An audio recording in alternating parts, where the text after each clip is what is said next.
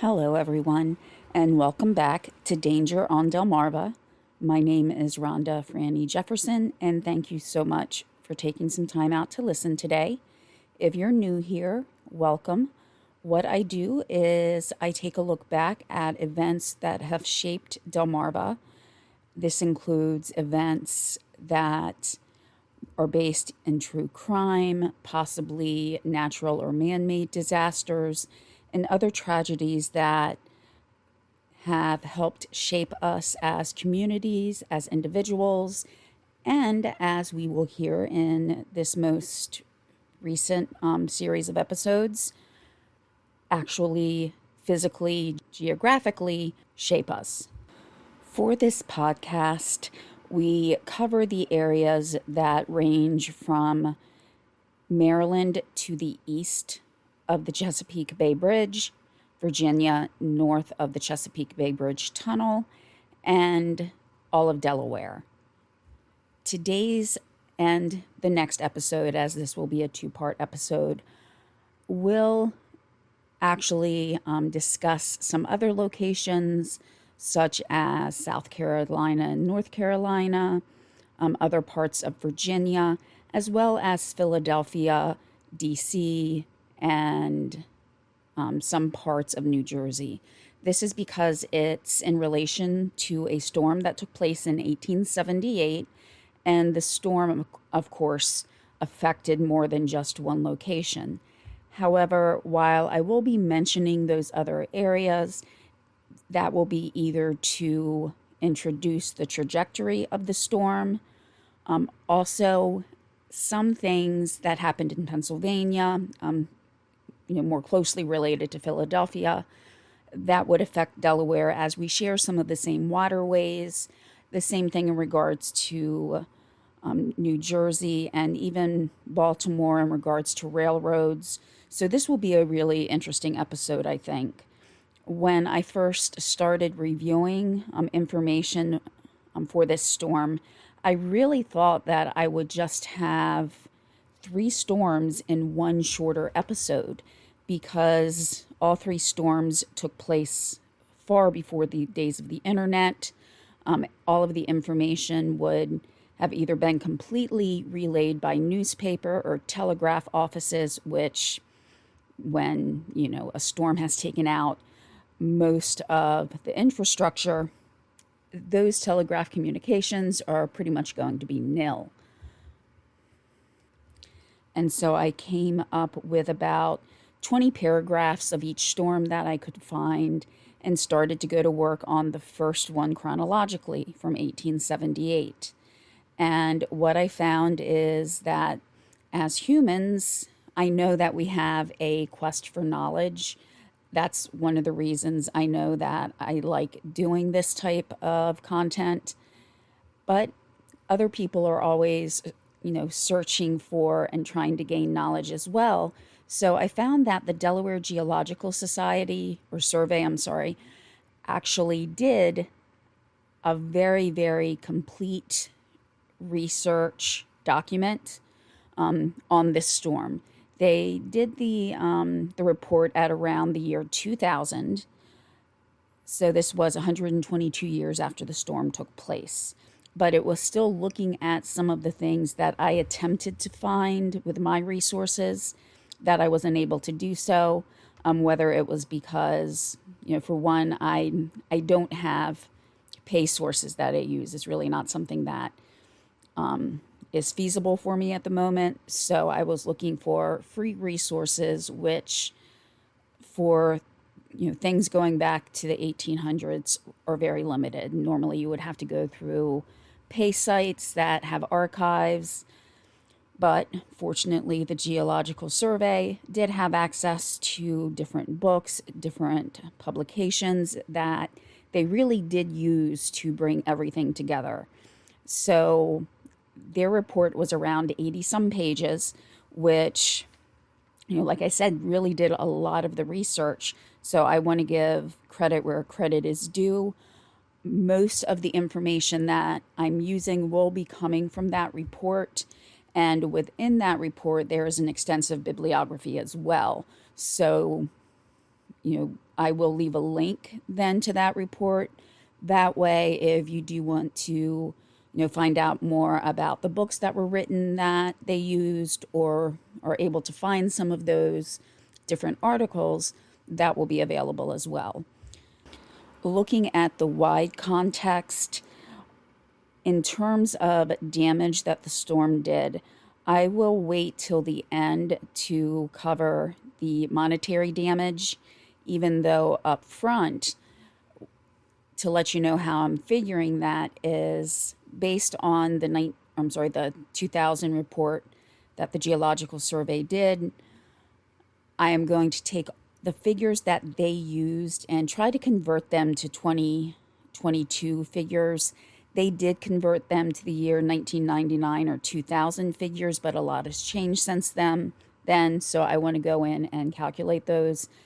However, the numbers that are used in the articles that the report sourced, those were really the numbers from ships that were lost, from businesses that lost a building or machinery or a lot of their goods, or large farms that lost crops and cattle. What's missing really are the innumerable individuals and families that lost everything that they had. And while, to give an example, at that time, $3,000 would have been a lot of money, depending on whether or not that businessman was insured, they may or may not have been able to recover. Whereas the individuals and the families that were part of, the really ingrained middle class and lower middle class, once they lost everything, they lost everything. And to put those figures into money, it's really not able to be done. Not only on a personal level and what that meant to them, but also because those figures were not really reported on. It was the large figures of the day. Now, even after I did go through and try to eliminate parts of the report that were redundant, things that were outside of the ranges geographically that I wanted to cover, I still ended up with 30 pages of notes. So that would include not only that report, but also some of the other information I had found previously. So this is how I know it's definitely going to take multiple episodes, because some of my other longer episodes in the past have only maybe been 17 or 18 pages in notes. So I will be quoting some extensively from the report, just because the reports of the day depict what happened better than probably I ever could. But within each of those quotes, there will also be some areas, again, that I've taken out because of redundancy, or, something that was outside of the purview. I will make sure that I make it clear when I am quoting, whether it's scientifically quoting some information, or if there are even diary entries that I found. Also, I am not a meteorologist by any stretch of the imagination. I think a lot of us just come to know some of the weather just by feel. Even my 11-year-old will look out some days and say, oh, it looks like it's going to rain today. And just things that we pick up. Just being from the area, even without, really studying this or knowing what it meant, I just know that when I hear low pressure, that's not good. Low pressure is, for a hurricane, the lower the pressure, the more chance of there being a hurricane. So in other words, if it's a really high pressure, there might be other issues related to that, but in terms of a hurricane, it's usually low pressure that's being looked at. Also, hurricanes do they do get most of their power from being over water. So when the storms form, they're either coming westward from say, waters near Africa, or they're coming up from the eastern seaboard and the Bahamas or Caribbean islands. There are storms that gather strength through the Gulf of Mexico. So there are just a few pieces of terminology that I want to go over before I start reviewing the report. Even though some of these terms may not be used during these episodes, it may give some context if you've heard them used in reference to other storms. So first is, of course, hurricane, but we may also hear this referred to as a typhoon. And what this is it's a storm that usually has a sustained wind of about 74 miles per hour in the northern hemisphere, so above the equator, and to the east of the international date line, it's called a hurricane. So being from the eastern seaboard here, from where I'm from, we'll always call it a hurricane.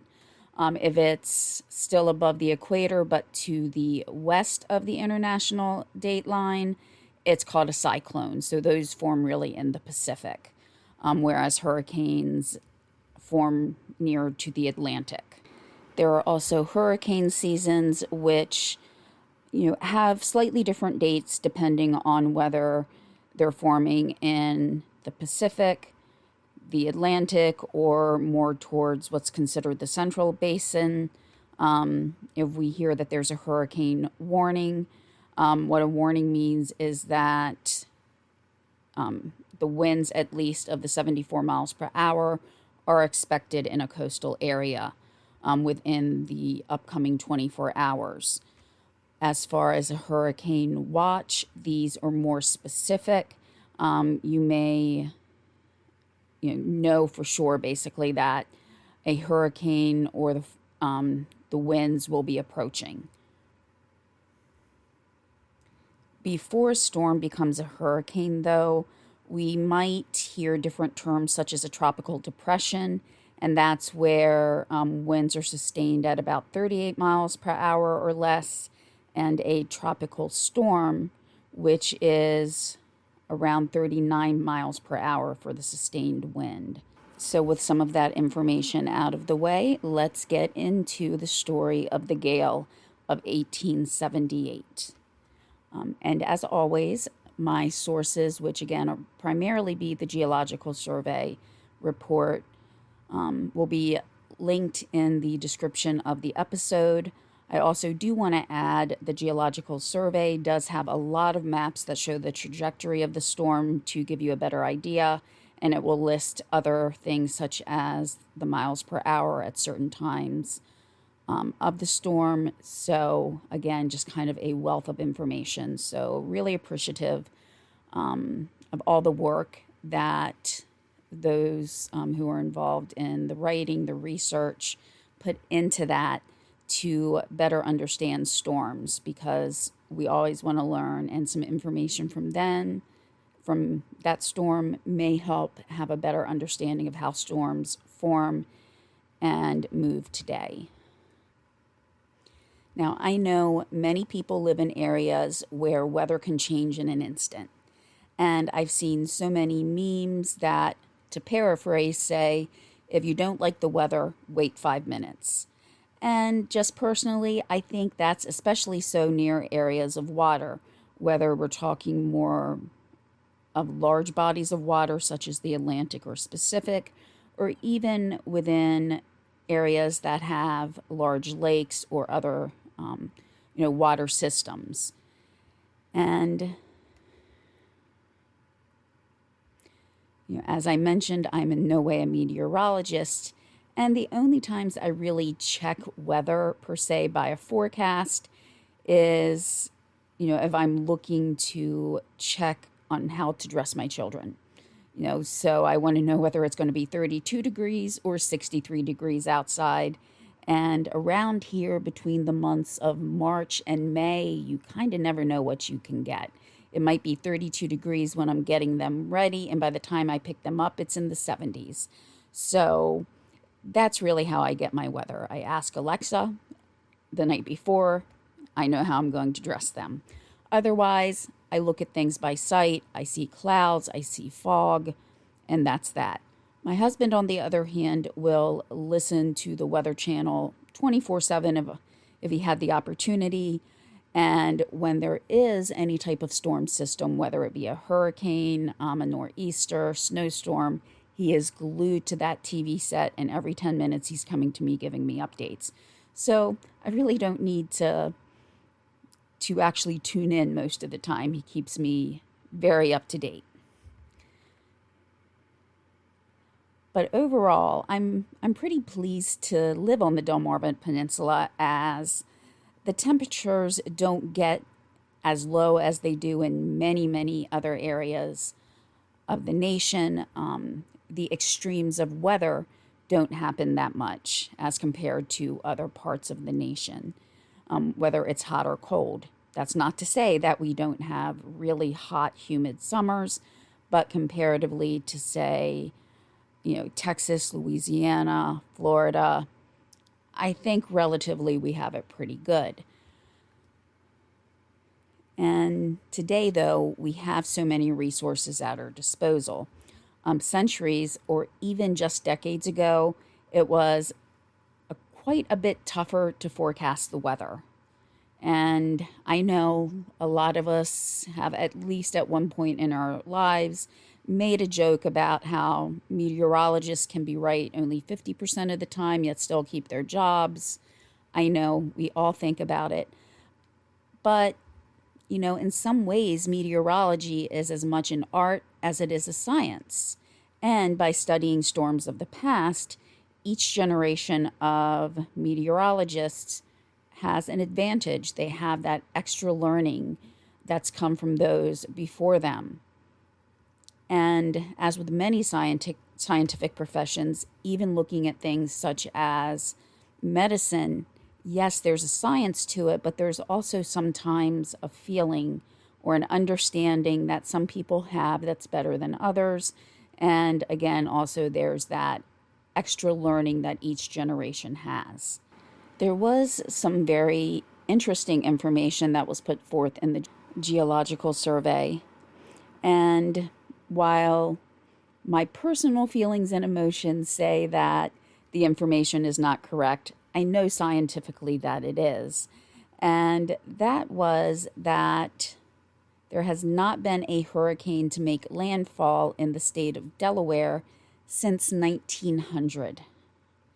Now, growing up, I've heard of storms such as Hazel. I've lived through Gloria, through Floyd, and it's still technically correct to say that there has been no hurricane that made landfall. And even in Maryland and Virginia, the numbers are still relatively low, even though I've been in Virginia where, and if I've mentioned this story before, please don't judge me, that when I was in Virginia, I took a tour on a boat where it was just basically going through the James River, and being young and naive and thinking that nothing was going to happen, I took this tour the day before a hurricane was supposed to hit the area. And even, those that ran the tour didn't think anything was wrong with going out that day, but yeah, the wind hit a day early, so we did come back. But they had rebuilt the docks because all of the docks in the area had been destroyed by a hurricane a couple of seasons previously. And they built floating docks compared to a rigid fixed dock so that all of the docks wouldn't be destroyed again, or at least minimize the destruction that they went through. So while, again, it seems like we could say hurricanes have made landfall, it's more or less the outer edges or the residuals of the storms that normally hit the Delmarva Peninsula, so to speak, which is scary then, because if the storms had actually made landfall in some cases, I can't even imagine what the aftermath and destruction would have been. So I am going to read some information from the I'm sorry, I keep wanting to say the Geographical Survey, but it is the Geological Survey. If I do accidentally slip, please excuse me. But I am going to read some information from the Geological Survey report. So, as I mentioned, no hurricanes had made landfall in Delaware since 1900.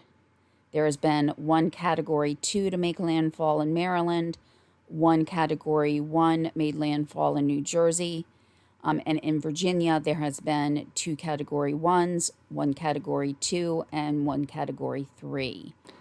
Not only are hurricanes that make landfall very rare, but coastal flooding that is a result of a hurricane are also very rare. There was a review of the records of Breakwater Harbor in Lewis, Delaware, and using that specific location as a point, the survey reported that only 6 of the top 30 high tides of record were generated by hurricanes. So there wasn't a lot of damage done by water with most of these hurricanes. What those of us who do live around the middle or the mid-Atlantic seaboard up to the North Atlantic, we're more familiar with what are called nor'easters. And we see these a lot more than actual hurricanes. A nor'easter is something that when I hear that's coming, I just don't want to leave the house.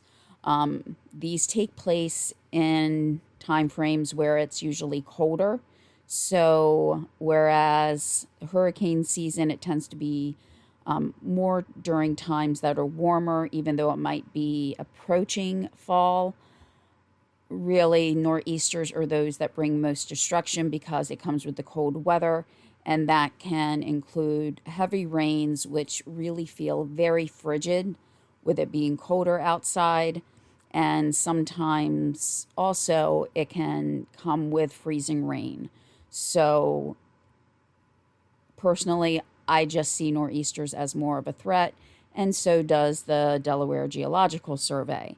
I'm using it more as from a personal standpoint and observations from just looking outside and what I feel when I'm looking at a nor'easter. The Geological Survey is using it from data showing that the nor'easters are what cause more of the high tides. And as far as damage, I can just say from observation as well, it seems like nor'easters cause more damage than any hurricanes that I personally have lived through, which granted have not been very many. Now, as I said, the storm that we'll be documenting today occurred in 1878, and it started near the latter part of October. Areas that were affected ranged from Cuba all the way up to the northern parts of New York, even with some of the origination of the storm starting in Canada. There was really a convergence of a number of different systems, both high and low pressure, that, for lack of a better term, was a perfect storm in terms of when and where these different systems hit, and the fact that they were near an open source of water, not inland, where it gained a lot of strength by being over and near the water. While I did paraphrase a lot of the last information that I was giving along with some personal observations, I am going to read this directly from the report in regards to how the storm formed. So the quote will begin here. High pressure centered in the southwest dominated the country west of the Mississippi River. A second high pressure system was present in the Canadian Maritime provinces. High pressure extended from this region southward over the Atlantic to Bermuda, where it was 30.19 inches on October 22nd and falling. I'm interjecting here. Remember that with lower pressure, that's where we're going to see the hurricane. So the pressure was falling at this point. To go back to the survey, between these two major high pressure systems was an extensive area of low pressure with two centers, one over central Canada, extending southward to the Great Lakes, and the other, the hurricane. So there was already a hurricane forming. Rain from the Canadian system extended southward as far as Illinois. 20 to 30 mile per hour winds and rain on the Great Lakes brought out cautionary signals for shipping. End quote. Now, I do want to mention a couple of things outside of the Geological Survey in terms of communication at this time. With the invention of the telegraph, with there being more centralized government, there was the Army Signal Corps that had set up locations throughout the East Coast. And while not mentioned specifically in what I reviewed for this particular storm, I'm thinking there almost had to be other signal locations set up through different areas of the country.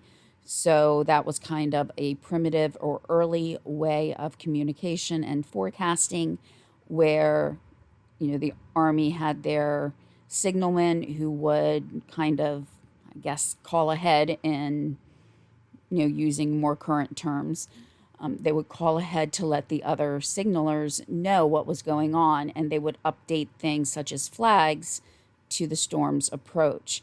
I will actually talk about flags a little bit coming up, or actually I have in the past as well on some information regarding riptides on some previous episodes, but whereas currently a lot of beaches have different meaning for different flags, the Army Signal Corps really communicated to make sure people were updated in the best way that they could at that time, remembering that there was no radio, that, we take for granted that there's internet and we can just go and check the forecast. Back then, it was all really by sight, by feel, knowing that if you looked out over the water and it looked really, really dark, you might be getting a storm. Otherwise, you had to look for these flags or signs from the Army Signal Corps. So it was a great improvement, but was it exact? No. And besides the Army Corps with their signalers, there has been another major change in when we look at storms nowadays. Back at this time, storms were not named, so I must say when doing some research, it became a little difficult looking for 11th storm of 1878.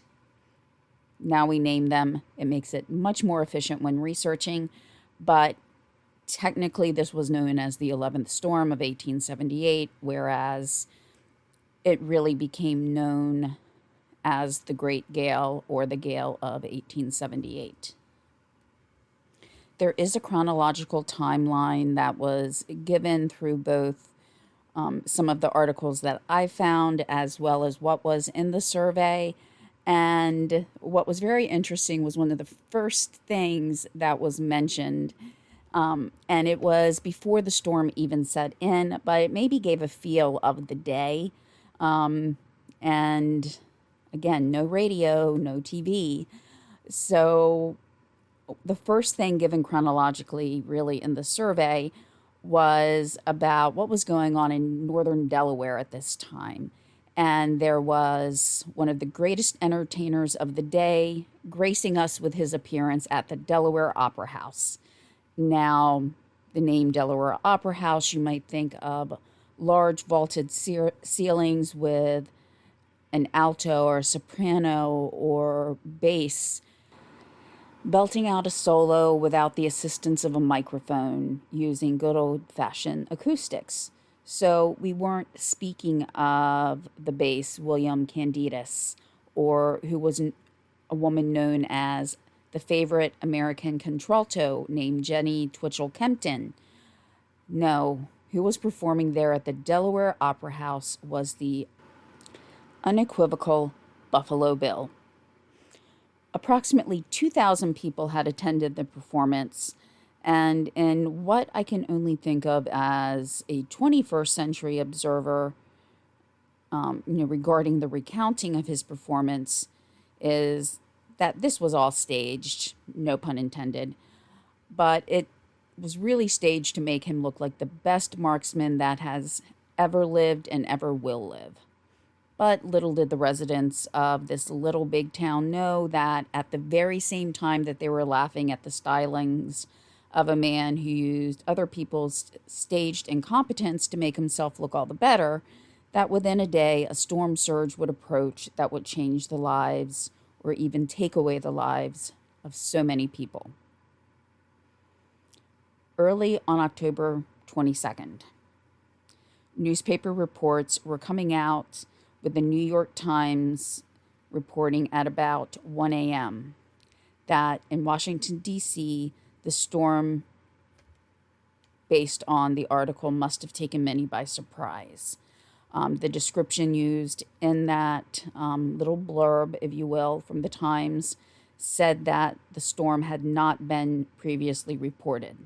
To show the trajectory, here is how things were presenting themselves on October 22nd. Starting in North Carolina at around 11 p.m., the areas between Wilmington, North Carolina, so remember North Carolina, not Delaware, and Cape Lookout were starting to feel the effects. The winds were around 36 miles per hour and going east. By the time the storm hit Cape Lookout in force, there had been a major change. The barometric pressure had gone from 29.12 to 29.05, and the wind had increased to 68 miles per hour. So even just seeing a small change in the barometric pressure, there was a change in the winds. There was one record, a recording at one point that the winds had reached 100 miles per hour, and Cape Lookout had received about 4.06 inches of rain at that time. Now, very early on into the storm in that area, there had been a schooner named the Altoona that had been lost, and that ship was had to be written off. And then there was another schooner that had wrecked named the Magnolia, moving towards Norfolk, which is really getting close to Delmarva, as Norfolk is about on the other side of the Chesapeake Bay Bridge Tunnel, just not that far when you get over the Bay Bridge Tunnel, which, by the way, I have an episode that I'm working on that. But I have to love the wording that was used at this time in regards to descriptions. It said along the area of Norfolk that the conditions by 9 p.m. was, quote, knocking things about in a lively style. So now we're heading towards lower Delaware, and I really have to admire how succinct my fellow lower Delawareans were even at that time and how they would sum things up. In Dover, it was reported that, quote, the area was visited by a terrible storm of wind and rain that began about 9 p.m. So just very short, straight to the point. It was windy, it was rainy, it was really bad, and it started around 9 p.m. That's what we know at that point in lower Delaware. Now, the forecast for October 23rd is as follows. Again, this is more of a paraphrase or summary of a forecast that I read about for October 23rd. This, again, is from the New York Times. So basically, things were moving quickly. Temperatures were rising in the mid-Atlantic states, as well as New England. There was high-pressure systems that bookended the storm systems, with the highest pressure being in Texas and Nova Scotia. So the lower pressure systems were in between there. In the South Atlantic, things were actually a little colder with clouds, rain, and wind, and it still had that falling pressure.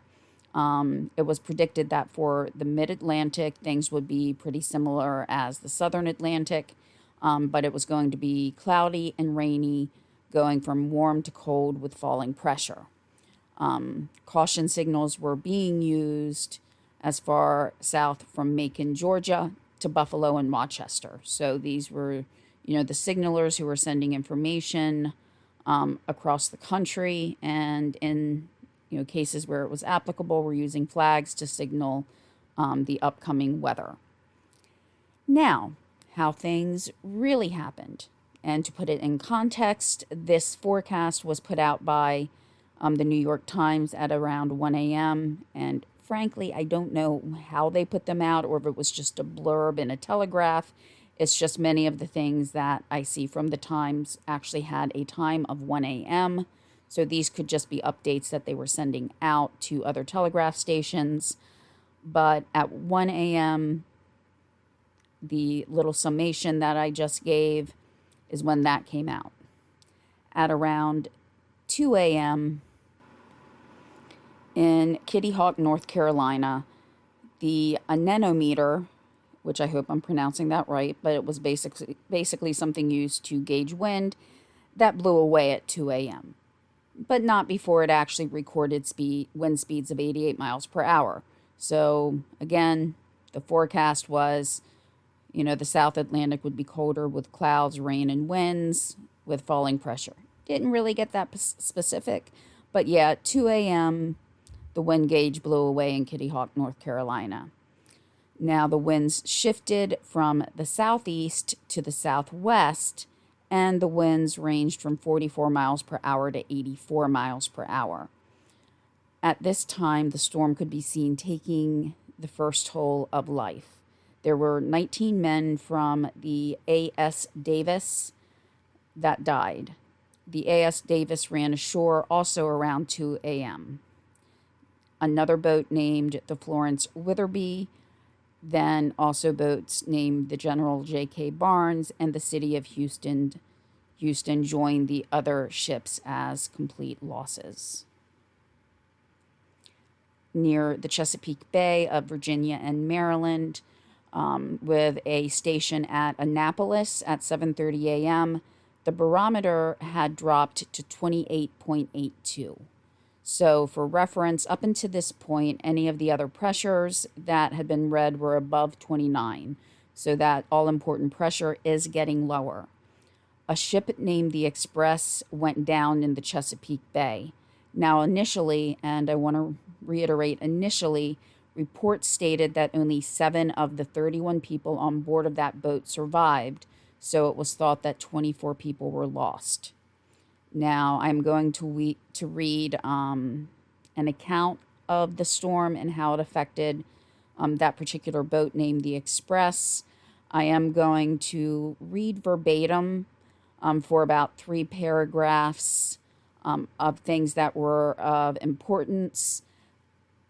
Again, though, I did take out things that were rather redundant or didn't add to the story, as if I read every account verbatim without taking those parts out, we would be here for quite a while. So the account reads as follows, quote, "The Express sailed from Baltimore on Tuesday afternoon with a large cargo of freight. As far as James Pointe, the weather was very rough and the steamboat was pitching badly, but no alarm was felt. After passing that point, the wind increased in velocity to a frightful extent, and the boat in the trough of the sea. Captain Barker and the entire crew remained on deck. He directed the movements of the steamboat in the night. Early on Wednesday morning, the gale increased to a frightful extent, and the steamboat was tossed helplessly about. About 4 o'clock, a fearful sea broke over her. The entire mass of water rushed through the saloon, carrying away the furniture and lifeboats. Again and again, waves swept over her, and the captain abandoned all hope. Procuring life preservers, he found 2 of the lady passengers, Mrs. Bacon and Mrs. Jones, and adjusted them. He then carried the 2 ladies on deck and placed them in the stern of the vessel and warned them that the boat was about to go to pieces. He promised to go to their assistance if possible. The captain then lashed his young son to the saloon and again turned his attention to his vessel. After clinging for 8 hours to the wreck, they were rescued. They were nearly unconscious. The other part of the wreck drifted onto Barren Island, the men clinging to it being rescued by a boat from the steamboat Shirley, of the York River Line, which was also ashore on the island. None of the passengers were rescued, and Captain Barker is convinced that the ladies perished. Captain Barker is at his home in Baltimore, scarcely able to move and receiving the attentions of a physician. The house has been besieged all day by friends of the drowned passengers in this city, asking for the news of their fate. Captain Barker is prostrated mentally and physically. His only son is among those drowned." End quote. Reports at a later time did increase the number of survivors to 15, but it does not say whether or not of those increased numbers of survivors, if the two ladies that he assisted or his son were among those numbered. Just something I want to kind of go back to in this account is it mentioned that he actually tied or lashed his son to the boat.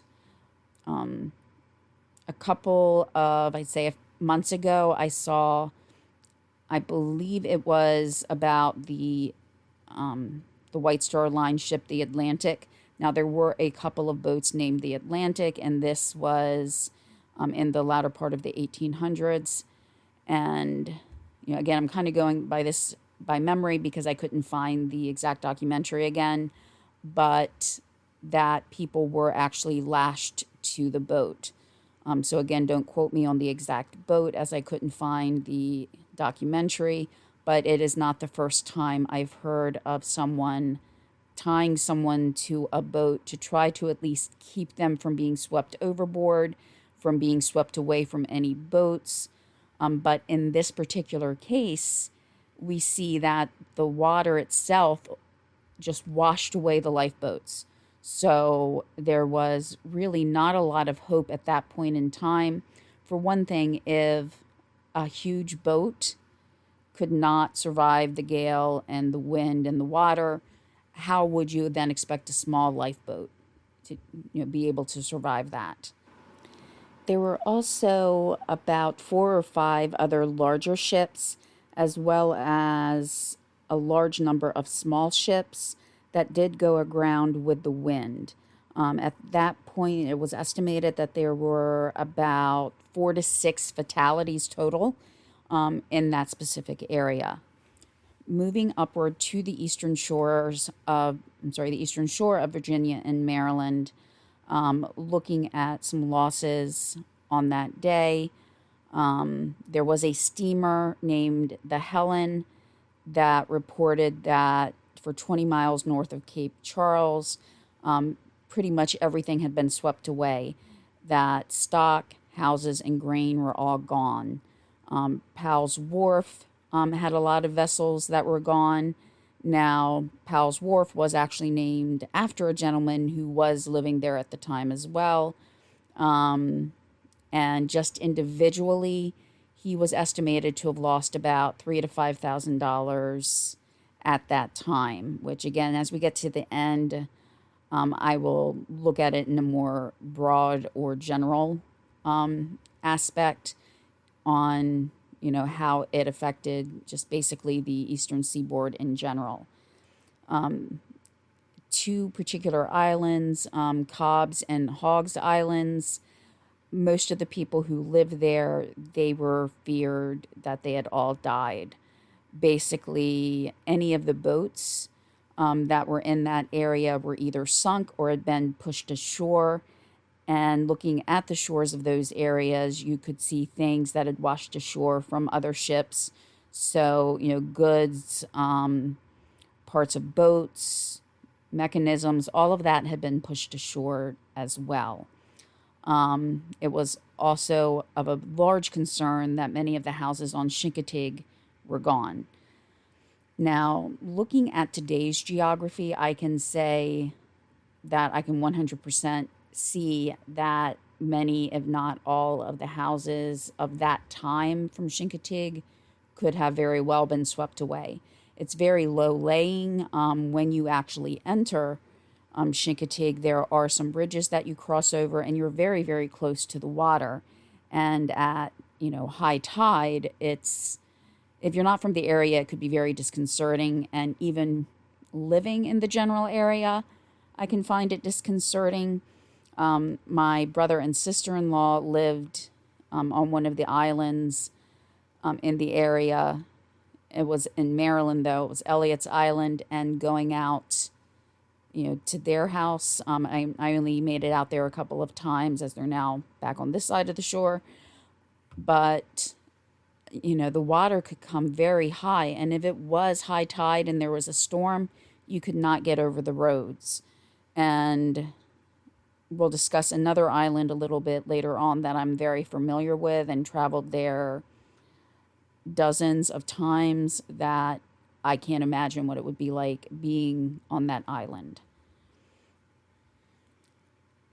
So with a description from what occurred at Chincoteague, there was actually someone from the Baltimore Sun who was in the area. He went by boat up and down through the tributaries, through the waterways, to see what was going on so he could report back about the aftermath of the storm. So this is what he wrote, and this will be about maybe 2 paragraphs completely. So to begin the quote, and this was under the date, this was the date of October 24th when he wrote this. So, quote, "The flood swept before it sheep and cattle and horses in all directions, and ruining nearly all the crops which the poor islanders had worked hard all the summer to raise for winter supplies. Granaries and corn cribs were flooded, and their contents swept off or ruined where they stood. The greater part of the crops had been scattered. Sweet potatoes and other potatoes are raised, and a good many never will be dug out of the beds. Small boats and large schooners even were cast up into the cornfields and on the marshes and shoals.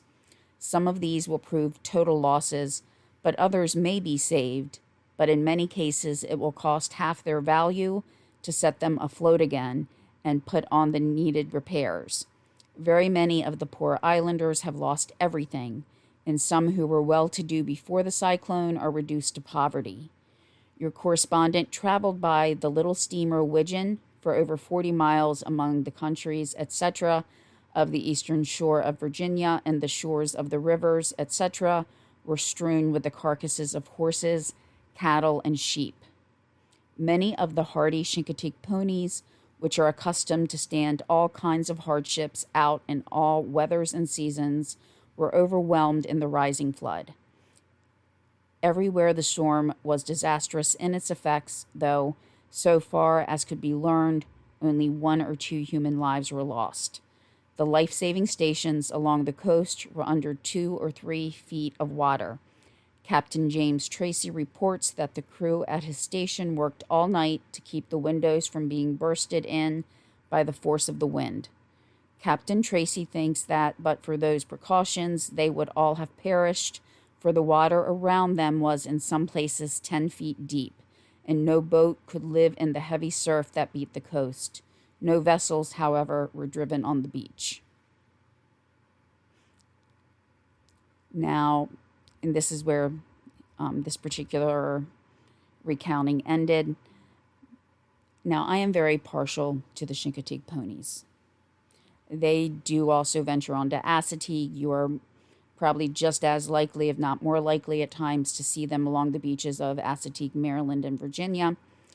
But where this writer did say that they were accustomed to all kinds of hardships, though it's not 100% validated how the ponies made it to Chincoteague, it's pretty well accepted that a Spanish galleon was sunk probably in a storm, and the ponies were able to swim ashore.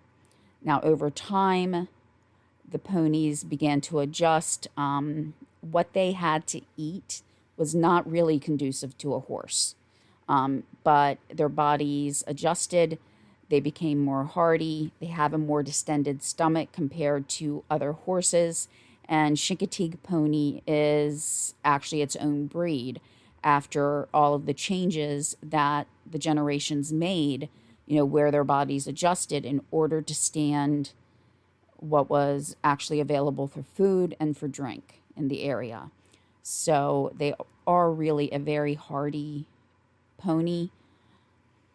But this was, a storm that had such wide sweeping implications, and unfortunately, some of the ponies did not make it. There were accounts too of people, men, women, and children, all taking the hides off the ponies. And while at some point we might look back at it and think, how could they be doing that? Taking the hides off horses or ponies. And again, hard for me too, because I really, really do love these ponies. But these are people who had lost everything, who, when the winter came, which was not really that far away, this was the end of October, that they would need blankets, they would need things to keep warm, and they had to make do with what they had. And though I'm sure it did overwhelm some of the people to have to take those actions, they also had to survive. And in this case, they used any resources available, the ponies. Going through some other damage that was done in Easton, a spire on the Methodist Episcopal Church had gone down. At Deal's Island, which was the other island that I mentioned. My husband probably doesn't want me to mention that because I would visit that island because an ex-boyfriend of mine lived there. So while we were dating, I would have dinner with his family at least once a week. So, at times with high tide, it was pretty treacherous. You didn't want to try to go out there if it was going to be like a high tide with a storm. At least I know I wouldn't.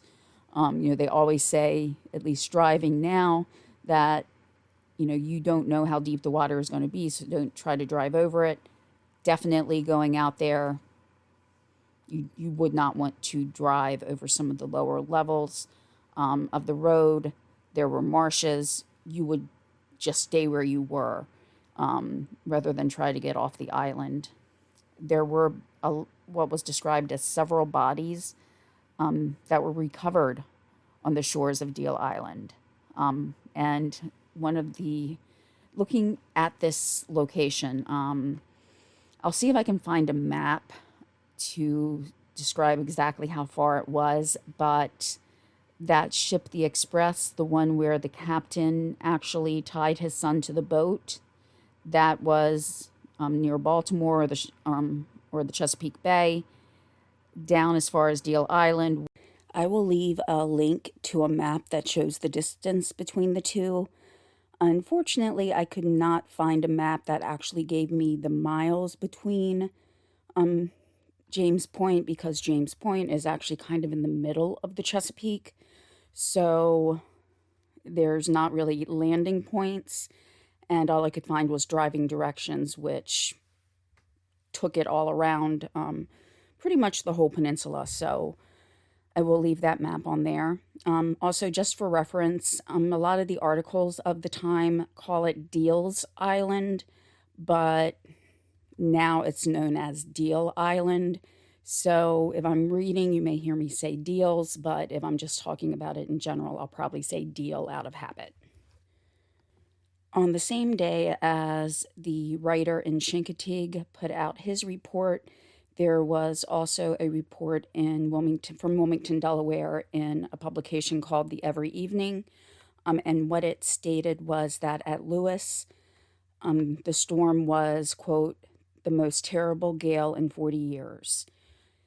It further describes the tide breaking through Cape Henlopen south of the lighthouse, and it actually came rushing in over the flats. So flats are kind of like areas in between the waterways that have some sand or dirt that have settled in the area, but the water levels in Lewis did come up to 7 feet.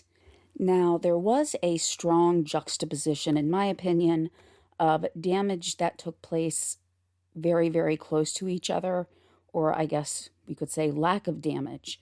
Lewis and the city of Rehoboth are very, very close to each other. Now, I just recounted some of the damage that Lewis went through with water coming up to 7 feet deep. Now, Rehoboth Beach, however, some of the reports in that area were really very minimal damage. There was a hotel called the Douglas House.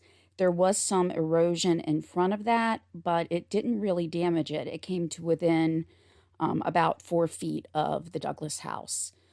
As far as some of the other buildings in the area, it says some cottages were slightly damaged. There were bathhouses around the beach. Those were broken up, but those aren't really very sturdy, structures. And as far as the railroad, which we will talk more expansively about in different parts of the Eastern Shore a little bit later on, but in Rehoboth, the J&B Railroad didn't have hardly any damage at all. There was a little bit of track that was damaged or washed away, but that was just in a very small location. So compared to Lewis, where they're describing it as, quote, a thing not known before in half a century, a very, very short distance away, there was hardly any damage. But to show even more difference in how the damage was allocated along the Eastern Shore, other descriptions show that Rehoboth did have extremely high water and that ships ran aground. It really seems like location within, say, a matter of a quarter mile or less, you could go from having hardly any damage to having extreme damage. And I want to give one more story before I end this episode of the series about the Gale of 1878. I think that we've all seen over time that when there is destruction and tragedy, it can really bring out the best and the worst of people. I want to end this episode with the best of people. We were ending at the Rehoboth Lewis area, and what happened was there was a sailor who his ship had wrecked in the storm. His name was Frederick Bradford, and he had been on his way home to Boston. He was aboard a ship called the D.P. Phillips. There were a total of 7 people on board. 5 had drowned, and that was including the captain. There was another man who did survive. He ended up washing ashore, and his collarbone was broken, though. But going back to Mr. Bradford, he landed really along the area of Lewis or Rehoboth.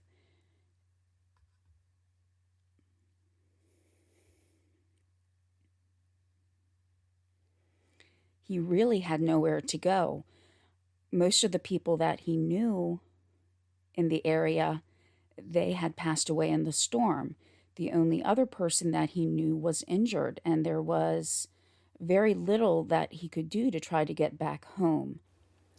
He was told that if he applied for aid at the Custom House in Wilmington, and the Custom House was a government building that was located in Wilmington, that if he applied there, he would be able to get home at the government's expense. However, once he got up there, it was found that there was actually no government assistance for him to be able to get home.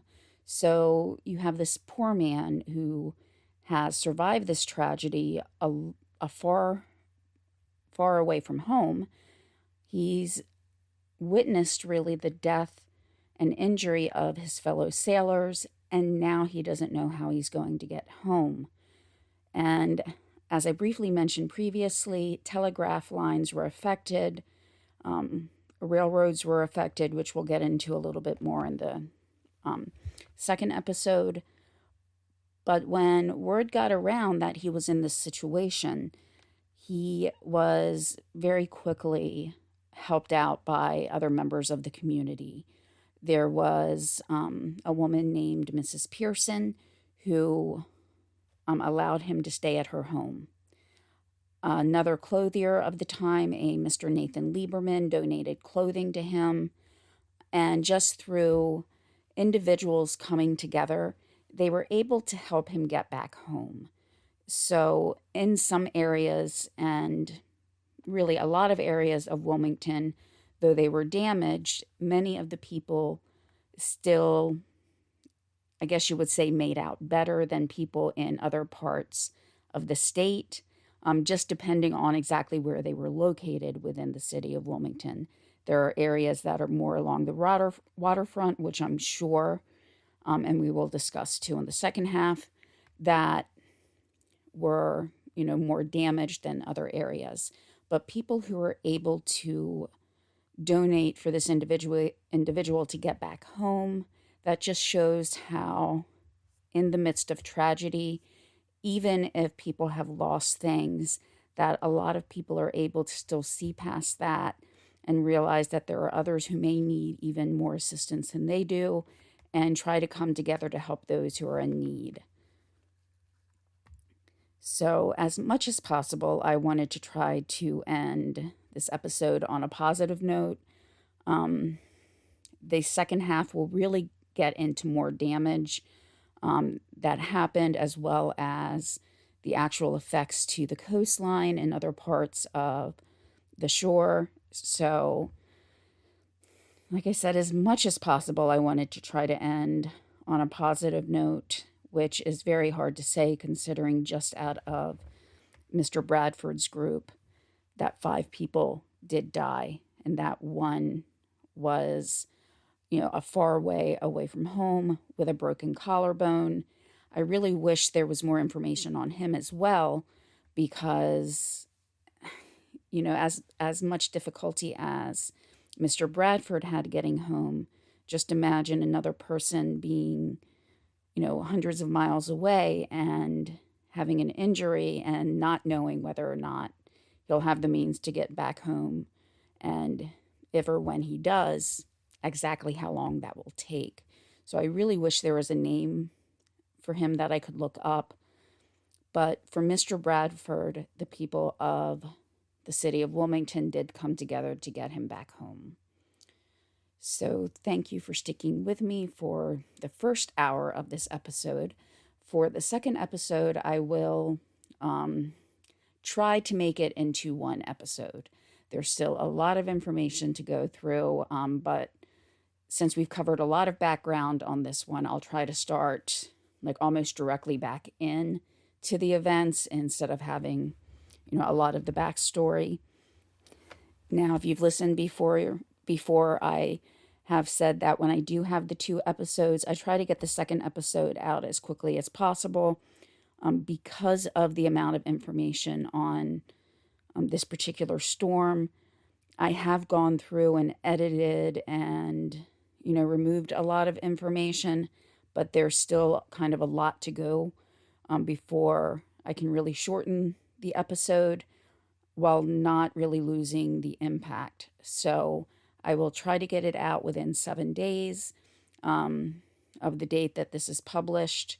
So that way you're not waiting a long time. But, again, I don't want to lose any of the impact that the storm brought to the area. Before I go, I just want to mention that my contact information, if you have any story ideas or thoughts, will be listed in this the description of the episode. Also, on the Facebook page, I did put kind of an informal poll to find out if most of the listeners would rather have one very long episode, or if you like it broken up a little bit more so it's more manageable instead of having a 2.5-hour episode at one time. I do also have another podcast. It covers a lot of the same topics, but it's, not geographically located on the Delmarva Peninsula. So, so far I've really only covered other events within the United States, but I have many, many ideas on episodes for that podcast. It's called, and it's quite a long title, Mystifyingly Missing, true crime, and thought-provoking events because it covers a lot of things. Again, true crime, tragedies, and where I kind of expand in that podcast, I also look at events that may have been overshadowed by something else, such as Harriet Quimby, who was the first female in the United States to get her pilot's certificate, or as we would know it now, a pilot's license. She was also the first woman to fly across the English Channel. However, her name has been largely lost to history, and that momentous event of flying across the English Channel, being one of the first people overall to do so, and being the first woman, was overshadowed because the date that she made her flight was on April 16th, 1912. And if you are into a lot of history or, are familiar with shipwrecks, you may recognize that approximate date as being when the Titanic sunk. The Titanic sunk on April 15th of 1912. So while normally her flight would have probably been front page all across the world, it was forgotten about really because of the immense tragedy that took place by the sinking of the Titanic and the tremendous loss of life.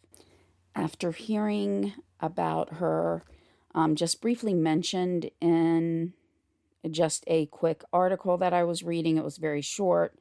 I wanted to find out more about her and realized why many of us probably don't even know her name. It's because of a date, of a tragedy that, really, yes, and, the extent that the tragedy of the Titanic was, yes, it should have taken precedence over a flight across the English Channel, but one can't help but think about what would have happened if she had been able to fly across the English Channel 2 weeks earlier, or had planned her flight for, say, 5 or 6 weeks later, and knowing that at that time there really wasn't a way to transport planes easily. Travel had to be booked or planned for a lot of times in advance, especially if you were doing something like this. So it's not something that she would have been able just to stop quickly. And who knows, she may not have even really understood the extent of the loss of life on the Titanic, because some of the first news reports said that no lives were lost. So I just found her story interesting, but that's one of the episodes that I have on my other podcast, if you're interested. Also, just if you do get a chance to watch, it's Oxygen Network TV show called Buried in the Backyard. The episode titled Family Affair in Season 4. I was interviewed on that episode if you would like to take a look at that. I wasn't able to discuss it before it aired, but it did air not too long ago, so if you wanted to take a look at that.